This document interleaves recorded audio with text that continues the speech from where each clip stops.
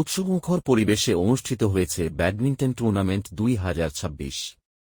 টুর্নামেন্টটির আয়োজন করেন শরীফ, সাত্তার আরিফ, রোকন ও নাদিম। প্রতিযোগিতায় খেলোয়াড়দের দক্ষতা ও দর্শকদের উৎসাহে পুরো অনুষ্ঠান প্রাণবন্ত হয়ে ওঠে।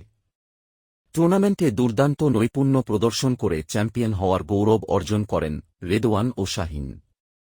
রানার আপ হন নাইম ও হাবিব এবং তৃতীয় স্থান অর্জন করেন প্লাবন অপু।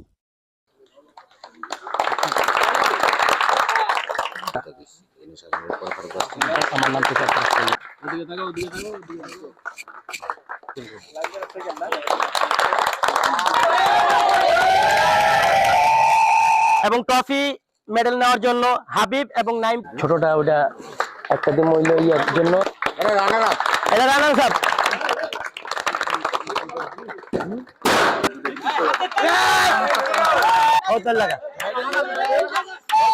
না আগে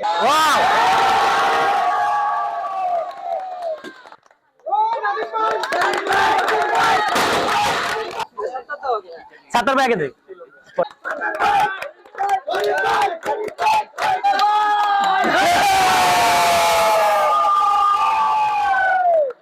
খেলা শেষে ইতালির পিসা বিএনপির সাধারণ সম্পাদক আবু সুমনের জন্মদিন উপলক্ষে কেক কাটেন তাঁর বন্ধু মহল।